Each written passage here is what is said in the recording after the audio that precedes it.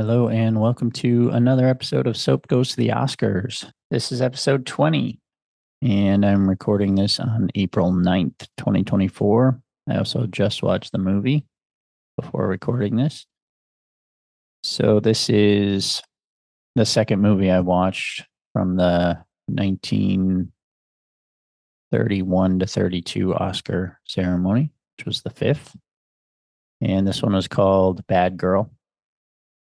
I was able to find it on YouTube for free, which is nice. So that saves a little bit of the cash with this whole endeavor.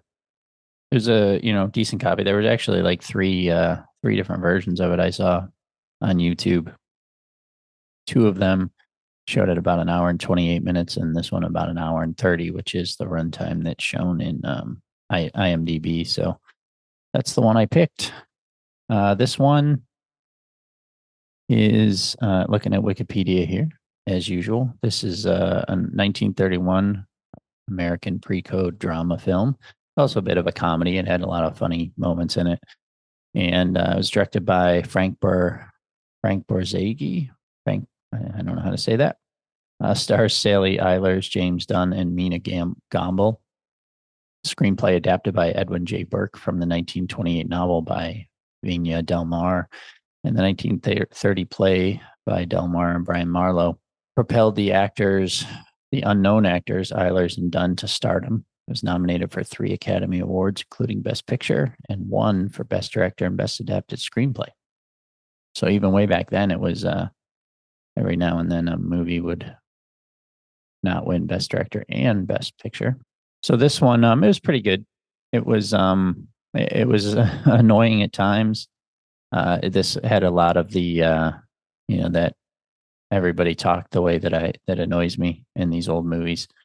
But I guess I'm getting used to it. It doesn't bother me as much. But it's a very fast paced movie. It's only an hour and a half, so all the events of it occur pretty quickly. But it was good. I liked it. And the plot is that so Dorothy is the main character. She has a best friend, Edna. They're both store models, and basically the beginning of the movie is them modeling clothes to a bunch of men, and I'm not sure who the men are, if they're like store owners that would buy these clothes, or if they're just there to buy clothes for their wives or whatever. But all the men are like hitting on Dorothy, and she is very independent and strong-willed and doesn't want to deal with any of them, so she makes up stories when they approach her. For instance, after work, her boss comes up to her and asks her if she wants a ride.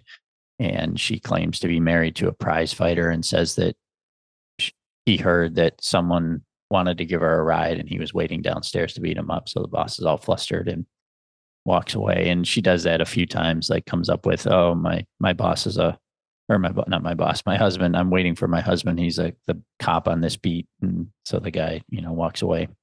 I was sort of in and out with my attention on this one, to be honest. But they go to Coney Island when they're coming back on the steamboat.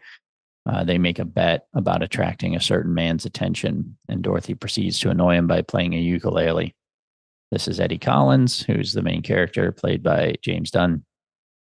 And they are very much like stereotypical, like he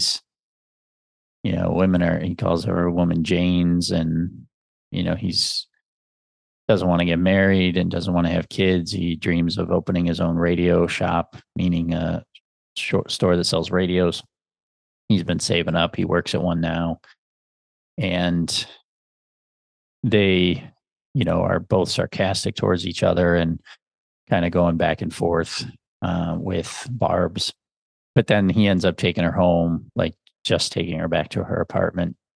And they talk about how she lives in a tenement and someone there just had a baby and someone else's mother just died. And he says, why would you want to bring a baby into this world? He said he's probably just going to end up born on the second floor, and which he was, and then die on the fifth floor, which is where the woman's mother died. And he was like, spend your whole life just going up three flights of steps.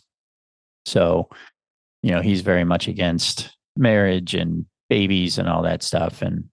But they like each other.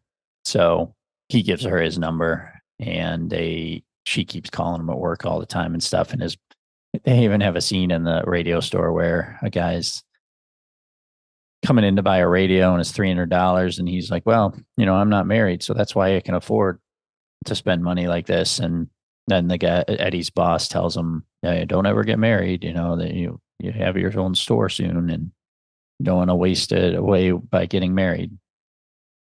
So it's all the typical stuff that, unfortunately, that you would still kind of hear now at times.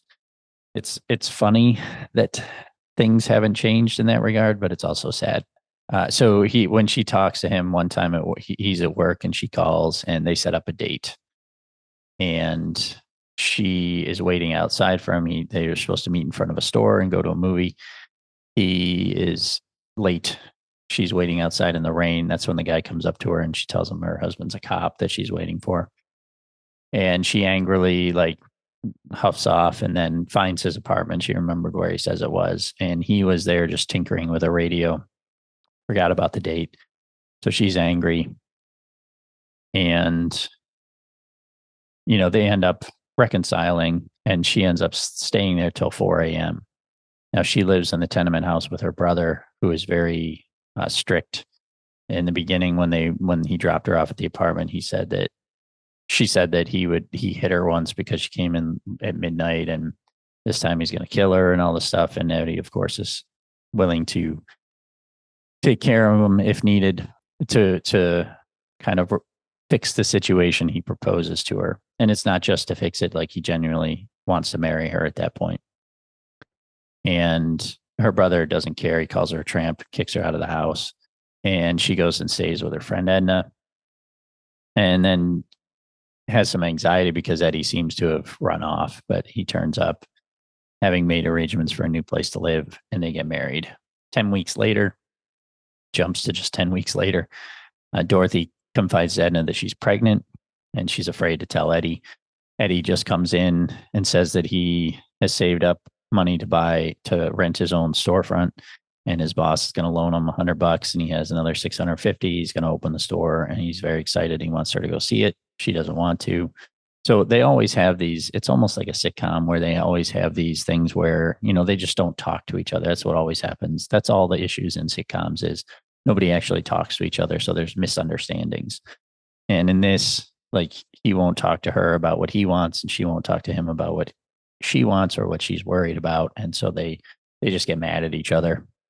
She tells Edna that she's pregnant, but she doesn't tell Eddie.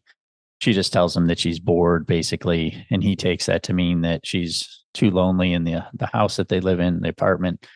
And she doesn't want to live there anymore. So he goes and takes all of his money that he saved and buys a house, when, the real situation was that she was pregnant. He cancels his plans for the shop, buys his own apartment, but he buys it, new furnishings, everything. When he does find out that he's going to be a father, the two both misunderstand each other. She thinks he's not happy about being a father, and he thinks that she's not happy about being a mother, which obviously puts a strain on things and intensifies when he stays out late the night that she's basically going to have the baby. He gets an opportunity to go, get into a fight, like a boxing match, where every round he lasts, he gets $10. So if he lasts 4 rounds, he gets $40.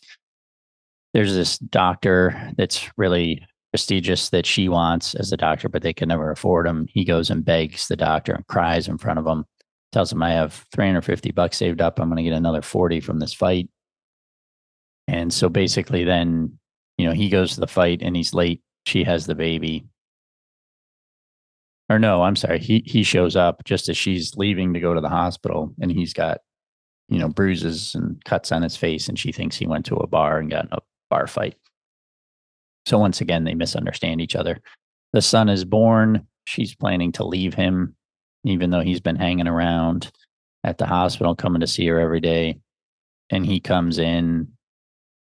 She thinks there's something wrong with the baby because the doctors rush out, and she freaks out. It turns out it was another kid, but that kid is fine as well.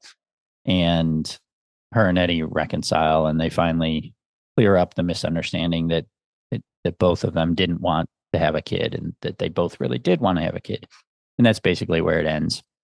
But there were some moments, there was a couple of things that caught me as funny. There was one moment in his apartment the night that she stayed until 4 a.m.